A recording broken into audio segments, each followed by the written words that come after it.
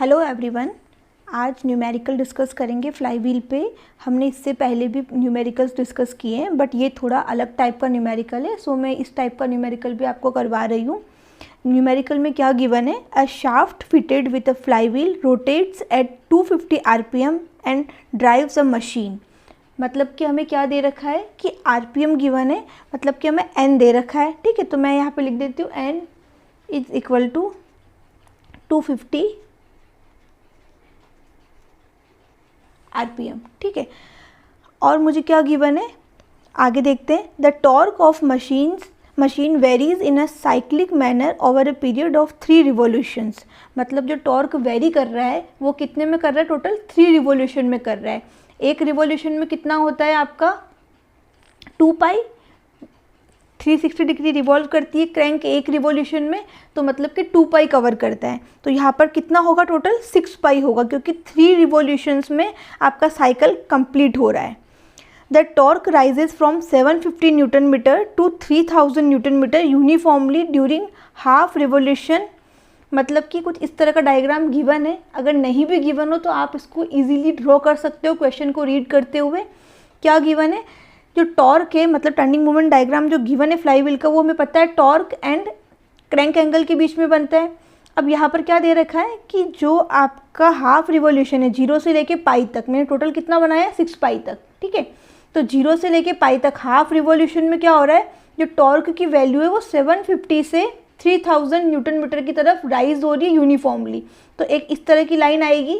ठीक है, उसके बाद में क्या लिखा हुआ है, and remains constant for the following revolution. मतलब उसके बाद में अगला जो रिवॉल्यूशन होगा, एक रिवॉल्यूशन कितने में होता है 2 पाई, मतलब ये डिस्टेंस क्या होगा नेक्स्ट रिवॉल्यूशन, तो इसमें क्या होगा वो कांस्टेंट है टॉर्क। तो मैंने यहाँ से B से लेके C तक की लाइन ड्रॉ हो गई।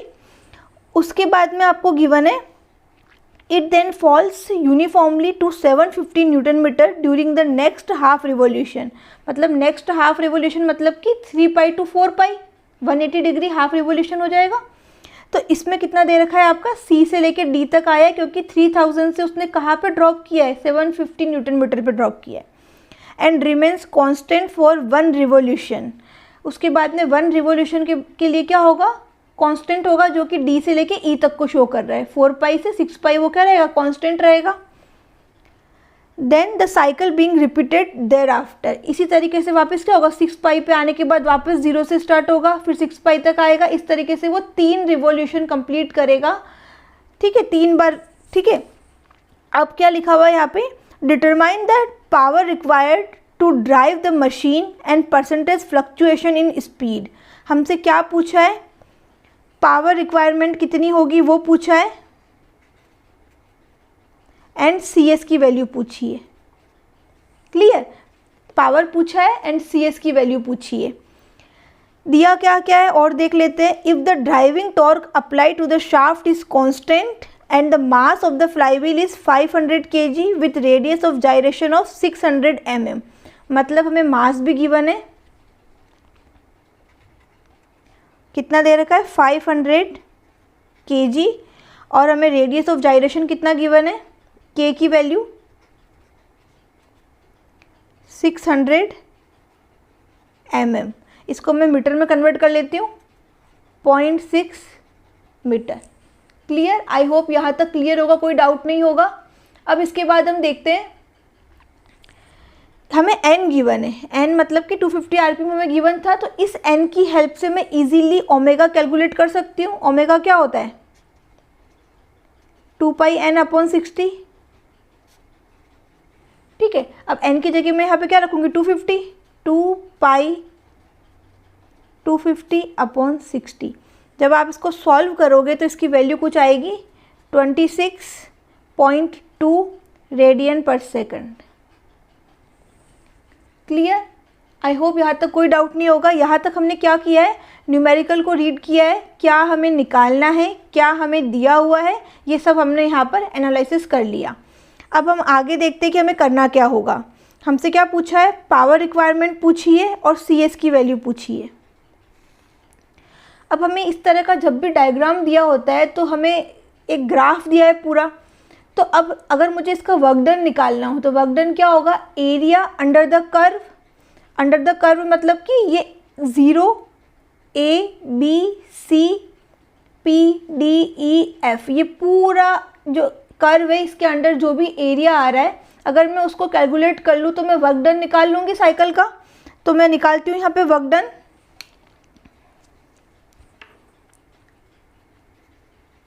वर्क डन क्या होगा, area of O A B C D E F, ये जो एरिया होगा वो हमें क्या देगा, वर्क डन देगा। अब एक साथ तो ये एरिया हम फाइंड आउट नहीं कर सकते, तो हम क्या करेंगे, इसको डिवाइड कर लेंगे अलग अलग। एक हम निकालेंगे 0 A E F, इसी तरीके से एक A G B, एक ट्राइंगल फॉर्म हो रहा है, एक ट्राइंगल हो रहा है आपका B C H G, और एक आपका एक रेक्टेंगल फॉर्म हो रहा है बी सी एच जी, और एक ट्राइंगल फॉर्म हो रहा है एच डी सी। इस तरह से हम उसको डिवाइड करके इसका एरिया कैलकुलेट कर सकते हैं। तो मैं इसी को कंटिन्यू में यहाँ पर इस फॉर्म में लिख देती हूँ, area of O A E F plus A B G plus B C H G plus C D H. यहाँ पे सबके आगे एरिया आप मेंशन कर सकते हो, area of O A E F plus area of A B G. मैंने यहाँ पर थोड़ा सा स्पेस कम है तो मैंने यहाँ पे मेंशन नहीं किया है, ठीक है, मैंने शॉर्ट फॉर्म में लिख दिया है। अब मुझे इसका एरिया चाहिए ओ ए ई एफ, ये क्या है, एक रेक्टेंगल फॉर्म हो रहा है, तो रेक्टेंगल का एरिया क्या होता है आपका लेंथ इंटू विड्थ, मतलब कि ओ से लेके यहाँ तक ए पॉइंट तक की डिस्टेंस मल्टीप्लाई बाय ओ से लेके एफ तक की डिस्टेंस, ठीक है। तो मैं इसी को क्या आगे कंटिन्यू कर रही हूँ, ओ ए इंटू ओ एफ, यही होगा। Next A B G, A B G ये क्या बन रहा है, एक ट्राइंगल बन रहा है। ट्राइंगल का एरिया क्या होता है, half base into height. Base कितना है ए जी, हाइट कितना होगा B G, A ji B G, ये सेकंड आ गया। थर्ड क्या है B C H G, B C H G ये क्या है, एक रेक्टेंगल है, तो क्या हो जाएगा इसका area B G multiply by H G, ये डिस्टेंस। तो मैं इसको लिख रही हूँ यहाँ पर B G multiply by H G, clear. अब नेक्स्ट एक ट्राइंगल और बचा है सी एच डी। अब इसके लिए क्या होगा भाई, half base into height. Base कितना होगा एच डी, हाइट कितनी एच सी, तो सी एच सी लिखो सी एच लिखो, एक ही बात है, कोई दिक्कत नहीं है, एच डी यही होगा। ये मैंने यहाँ पर शो कर दिया। अब इसी की वैल्यूज़ मुझे पुट करनी है, सारी जो टर्म्स यहाँ पे आ रही है मुझे उन सब की वैल्यूज़ पुट करनी ताकि कोई मुझे आंसर मिलेगा, ठीक है। तो मैं यहाँ पर वैल्यूज़ पुट कर रही हूँ।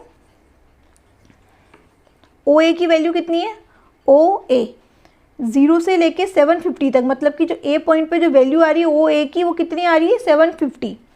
तो मैं यहाँ पर मेंशन कर रही हूँ 750 multiply by O F. O F total कितना है ये 6 पाई, तो डिस्टेंस कितना आ जाएगा 6 पाई मल्टीप्लिकेशन में आ जाएगा 6 पाई। मैं इसको ब्रैकेट में कवर कर देती हूँ। अब मुझे चाहिए ये वाला half as it is multiply by A G. A G कितना होगा ए से लेके जी तक, ये फिर अगेन पाई के बराबर होगा। ये डिस्टेंस कितनी है मेरे पास पाई, तो ए जी बोलो या ओ से लेके पाई तक की बात करो, एक ही बात है, पाई तक की डिस्टेंस आ रही है। तो मैंने यहाँ पर पाई लिखा है multiply by B G, B से लेके जी तक की डिस्टेंस, ये डिस्टेंस चाहिए। टोटल जो डिस्टेंस है मेरे पास में इतनी, वो कितनी है 3000।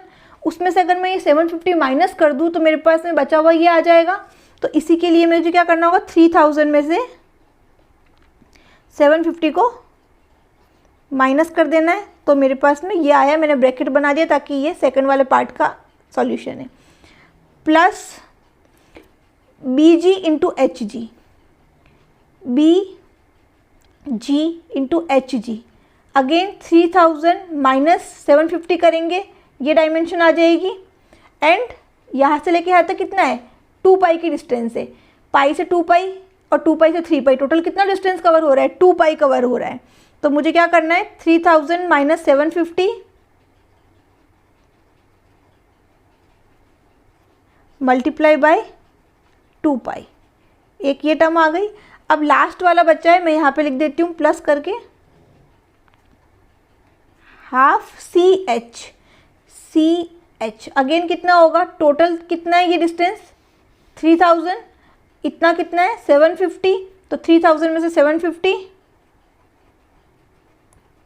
Minus multiply by H D कितना होगा, पाई के बराबर, 3 पाई से 4 पाई कितना कवर हो रहा है, पाई डिस्टेंस कवर है, तो यहाँ पे मैंने पाई मेंशन कर दिया। अब मुझे इसी को सिंप्लीफाई करना है। अब क्या होगा, अगर हम यहाँ पे पाई की वैल्यू भी सब जगह पुट करेंगे तो एक कॉम्प्लिकेट कैलकुलेशन हो जाएगी। तो मुझे क्या करना है, पाई को ऐसे ही रहने दो यहाँ पर और हम इसको सॉल्व कर लेते हैं। In terms of pi answer आ जाएगा हमारा कुछ ना कुछ, ठीक है। तो मैं इसको सॉल्व करती हूँ। मैं कैलकुलेशंस आपको अभी करके नहीं दिखा रही हूँ साथ साथ में, उससे क्या होगा ये वीडियो बहुत लेंदी हो जाएगा। तो मैं डायरेक्ट लिख रही हूँ, नॉर्मल सिंपल कैलकुलेशन है, आप कैलकुलेटर लेकर साथ में बैठो और करते जाओ। तो जब मैं इसको सॉल्व करती हूँ तो क्या आ रहा है मेरे पास में, 4500 पाई। जब मैंने 750 को 6 पाई से मल्टीप्लाई किया तो पाई को एज इट इज़ रहने दिया और ये आंसर मेरे पास आया है। प्लस जब मैं इस सेकंड टर्म को सॉल्व करती हूँ तो मेरे पास में आता है 1125 पाई। सिमिलरली अगर मैं थर्ड टर्म को शो करती हूँ तो मेरे पास में आंसर आ रहा है 4500 पाई। एंड लास्ट अगर मैं इस वाली टर्म को शो करती हूँ तो आ रहा है मेरे पास में 1125 पाई। क्लियर। अब मैं अगर इसको सॉल्व करती हूँ, ऐड करती हूँ सबको, तो कितना आ रहा है टोटल मेरे पास में 11250 पाई।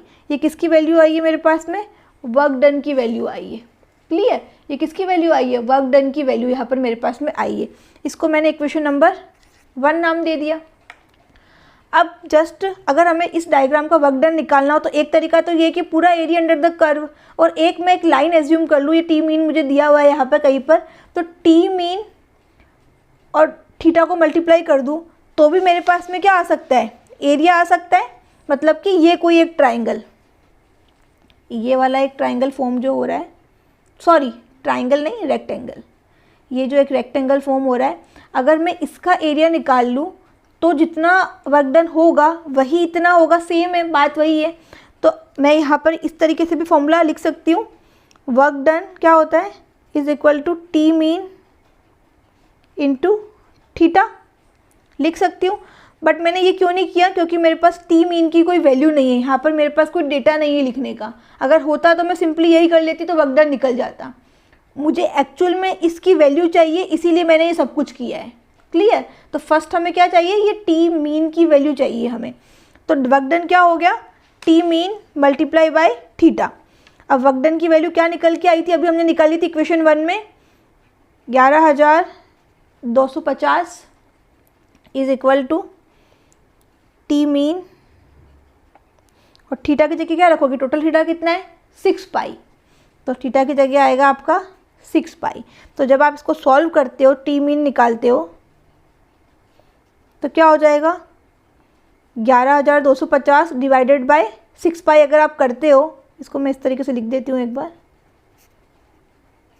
तो पाई की टर्म्स में ही हम निकाल लेते हैं इसको, या फिर आप पाई को कैंसिल आउट कर दो। यहाँ पे क्या है 11250 पाई है साथ में, तो पाई से पाई क्या हो जाएगा, कैंसिल आउट हो जाएगा। तो यहाँ पे पाई नहीं आएगा, सॉरी यहाँ पे पाई नहीं आएगा क्योंकि कैंसिल हो चुका है। तो जब आप इसको सॉल्व करोगे तो कितना वैल्यू उसकी आ जाएगी 1875, और यूनिट मेंशन ज़रूर करनी है हमें, न्यूटन मीटर। तो मेरे पास में जो टी मीन की वैल्यू आई है वो कितनी आई है 1875 न्यूटन मीटर मेरे पास में टी मीन की वैल्यू आई है। तो मैं यहाँ पर मेंशन कर सकती हूँ इसी को, यहाँ पर कितना वैल्यू हो गई, मतलब कि 1875, ये डेटा यहाँ पर मैंने यहाँ पर शो कर दिया इस डायग्राम में। क्लियर। आई होप यहाँ तक सब कुछ ठीक है। मुझे क्वेश्चन में क्या निकालना था, पावर निकालनी है और सी एस निकालनी है। टी मीन मेरे पास में आ गया है तो पावर निकालना ईजी हो जाएगा। पावर की वही पावर अगर मुझे निकालनी है तो किस तरीके से हम निकाल सकते हैं, यहाँ पे बता देती हूँ मैं, power P is equal to क्या होगा, 2π/N/T अपॉन 60 फॉर्मूला होता है। T कौन सा होता है यहाँ पर, मीन T होता है। क्लियर, क्योंकि इतने सारे T है, हम यहाँ पे कौन सा रखेंगे, तो जो मीन वाला T है वो हम यहाँ पर रखेंगे। अब 2 होता है, पाई हमें पता है कितना होता है 3.14, एन हमें गिवन है 60 रहेगा, T हमने यहाँ से निकाल लिया है, तो हम पावर इजीली कैलकुलेट कर सकते हैं। राइट, यस और नो, तो कर सकते हैं। मैं यहाँ पे वैल्यूज पुट कर देती हूँ।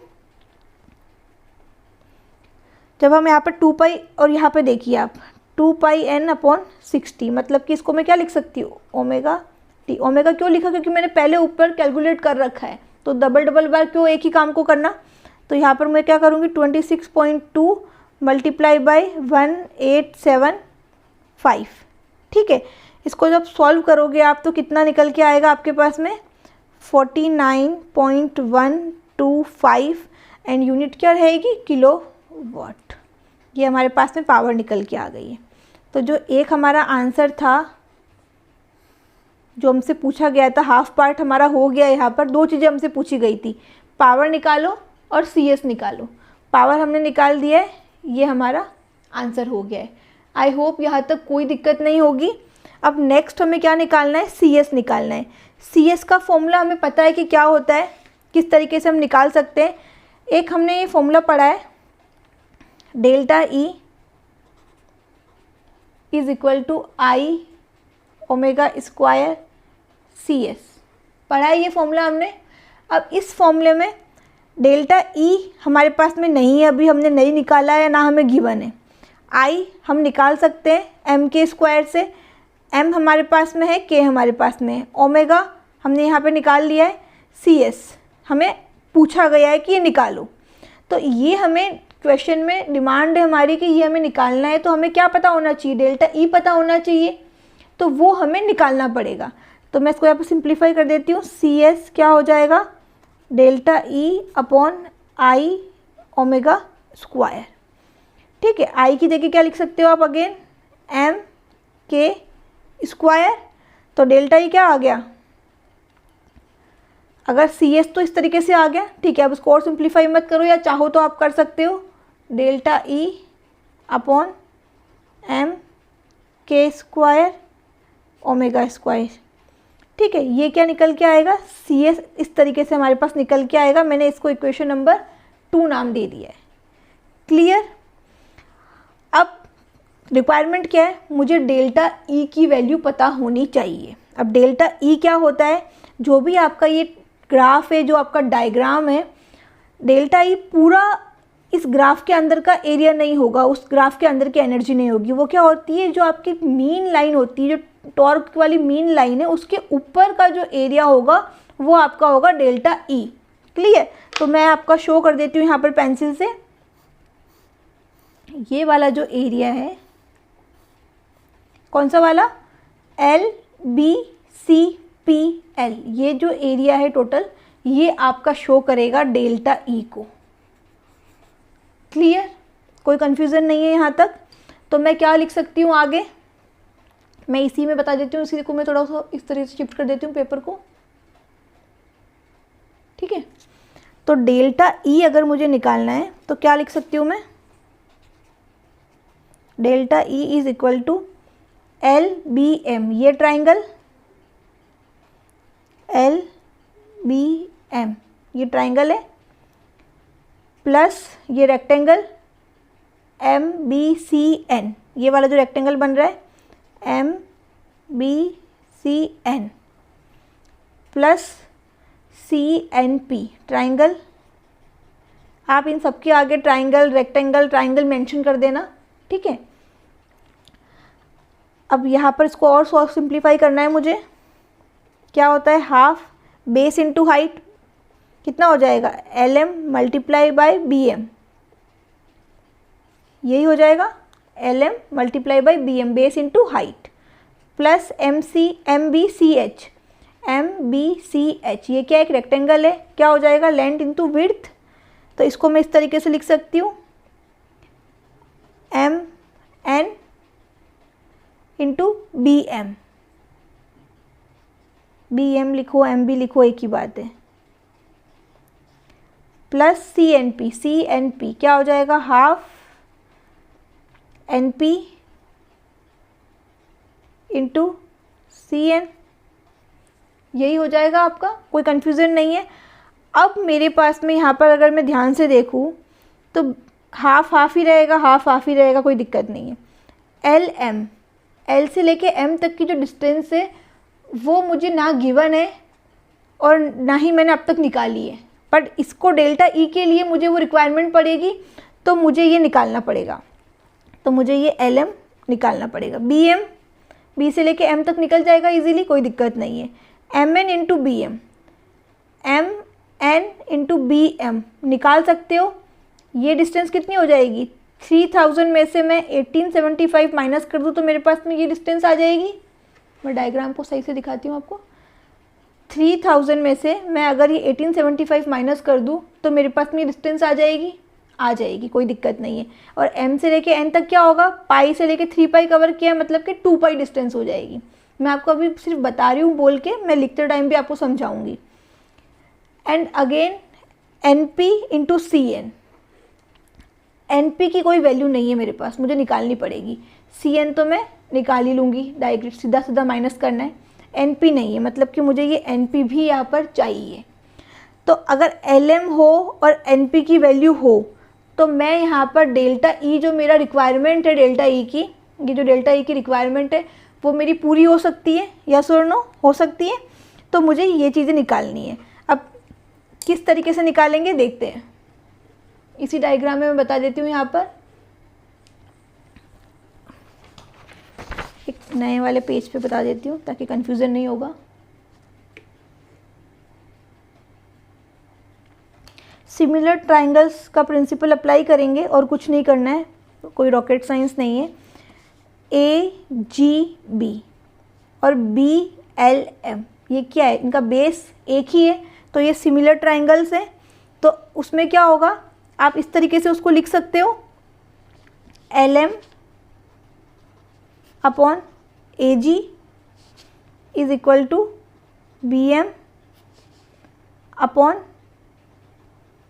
बी जी, मतलब कि ये डिस्टेंस और ये डिस्टेंस इक्वल टू ये डिस्टेंस अपॉन बी से लेके जी तक की डिस्टेंस, क्योंकि सिमिलर ट्राइंगल से यहाँ पर, इसलिए मैंने इस तरीके से यहाँ पर लिखा है।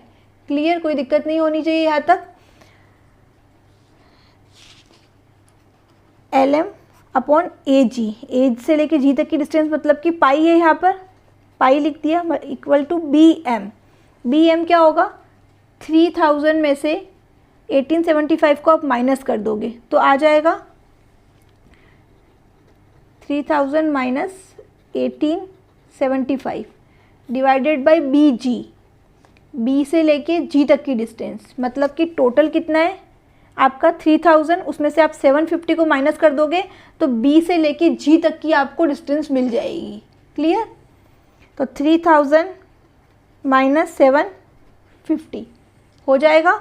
जब आप इसको सॉल्व करते हो तो यहाँ पर आएगा 1125 और यहाँ पर आएगा आपका 2250। तो एल एम क्या निकल सकता है मेरा पाई की टर्म्स में, अगर मैं इसको सॉल्व कर लूँ ताकि सिंप्लीफाई करना इजी रहेगा, तो मेरे पास में एल एम की वैल्यू आ गई है 0.5 पाई। क्लियर, ये वैल्यू मेरे पास में आ गई है। इसी तरीके से मैं आगे भी कर सकती हूँ, इसी को एल एम आ गया है। और क्या रिक्वायरमेंट थी, एन से लेके पी तक की रिक्वायरमेंट थी, तो एन से लेके पी तक निकालने के लिए मैं यहाँ पर सिमिलर ट्रायंगल का प्रिंसिपल लगाऊंगी। ये सी एच डी और ये जो ट्रायंगल है इसका बेस क्या है, ये वाला बेस सिमिलर ट्रायंगल है ना ये, तो इसमें हम यही प्रिंसिपल लगाएंगे। क्या लिखेंगे यहाँ पर, एन पी अपॉन में H D is equal to C N upon में सी एच। एन पी मुझे निकालना है, एच डी, एच से लेके डी तक की डिस्टेंस कितनी होगी, सेम पाई होगी, is equal to C N. C से लेके एन तक, यहाँ से लेके यहाँ तक जितना बी जी होगा उतना ही सी एन होगा। तो मैं डायरेक्ट यहाँ पे लिख रही हूँ 3000 माइनस 1875 करने की बजाय मैं यहाँ पर डायरेक्ट 1125 लिख रही हूँ। क्लियर, देन सी एच क्या होगा, यहाँ से लेके यहाँ तक की डिस्टेंस। अब थोड़ी देर पहले मैंने BG निकाला था, जितना BG होगा उतना ही क्या होगा, CH होगा। क्लियर? तो मैं यहाँ पर लिख देती हूँ सेम डायरेक्टली, सिंप्लीफाई नहीं कर रही हूँ अगेन एंड अगेन। तो यहाँ पर NP की वैल्यू कितनी आ जाएगी सॉल्व करने के बाद में, कुछ आएगी 0.5 पाई, सेम आएगी ना, क्योंकि यहाँ पे सेम डेटा है, यहाँ पे सेम डेटा है, तो वैल्यू सेम रहेगी। तो कैलकुलेट करने की रिक्वायरमेंट भी नहीं है, सिंपली आप सीधा सीधा लिख सकते हो। तो वैल्यू ये आ गई है, दोनों की वैल्यू आपके पास में है। अब NP की जगह 0.5 पाई और LM की जगह 0.5 पाई रखना है इस वाली इक्वेशन में, जिसको मैंने नाम दे दिया है इक्वेशन नंबर 3। इस वाली इक्वेशन में आपको ये वैल्यूज़ पुट करनी है। क्लियर? अब इसको सिंप्लीफाई करते हैं, यहाँ पर मैं आपको बता देती हूँ आराम से इसी में ही। हाफ, ठीक है, LM की जगह कितना आएगा 0.5 पाई multiply by BM।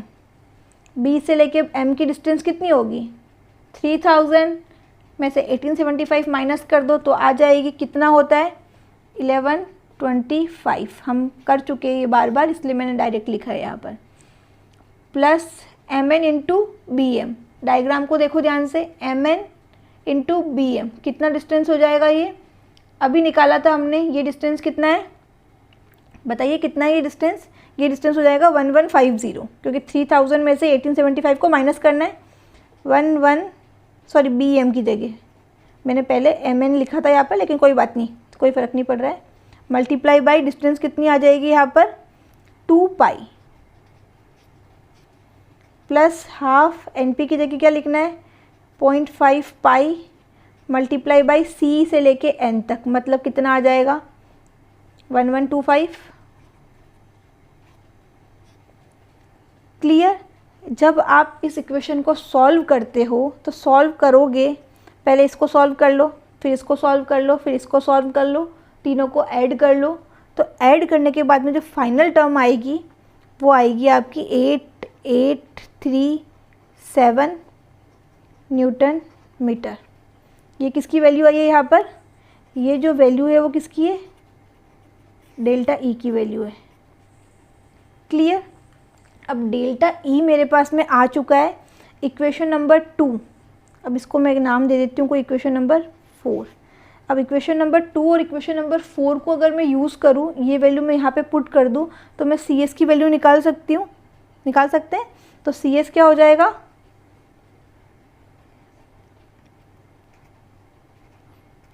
CS is equal to, मैं पेन चेंज कर लेती हूँ, CS equal to delta E की वैल्यू कितनी है 8837 डिवाइडेड बाय M की वैल्यू कितनी है 500 multiply by K square. K को मैंने मीटर में कन्वर्ट कर लिया था ऊपर यहाँ पे, तो K स्क्वायर, ये देखो ना K की 0.6 दिखाई दे रहा है यहाँ पर। K की वैल्यू क्या है 0.6 मीटर मैंने निकाल ली थी कन्वर्ट करके, तो वही वैल्यू को मुझे क्या करना है यहाँ पर पुट करना है। तो 0.6 square multiply by omega square, जो कि ओमेगा की भी निकाल चुकी हूँ 26.2, ठीक है, ये रहा 26.2। तो अब इसको जब मैं सॉल्व करती हूँ तो इसका कुछ ना कुछ वैल्यू आएगी, वही क्या होगा हमारा आंसर होगा। इसको जब सॉल्व करते हैं तो आएगा आपका 0.071। ये क्या है मेरे पास में CS, और ये मेरा क्या है आंसर। ये CS की वैल्यू निकल चुकी है और यही क्या है मेरा एक सेकंड आंसर है, जो कि मुझे क्वेश्चन में डिमांड किया गया था। तो आई होप यहाँ तक सब कुछ क्लियर होगा। पूरा स्टेप बाय स्टेप हमने फॉलो किया है कि हमें क्या पूछा गया और क्या निकालना है, हमने इजीली समझ लिया है। फिर भी कोई डाउट होता है तो आप मुझसे पूछ सकते हैं। आपको क्या करना है, जब भी इस तरह का डायग्राम आता है तो आपको एरिया अंडर द कर्व निकालना है। उससे आपका अगर टी मीन गिवन होगा तो वर्क डन मिल जाएगा, वर्क डन गिवन होगा तो टी मीन मिल जाएगा। कुछ ना कुछ डेटा मिसिंग होगा जो कि आपको निकाल के सॉल्व करना होगा, ठीक है। तो इस तरीके से आप न्यूमेरिकल को ईजिली सॉल्व कर सकते हो। इस तरह के न्यूमेरिकल भी एग्ज़ाम में पूछे जाते हैं, तो इसीलिए मैंने ये टाइप भी करवा दिया।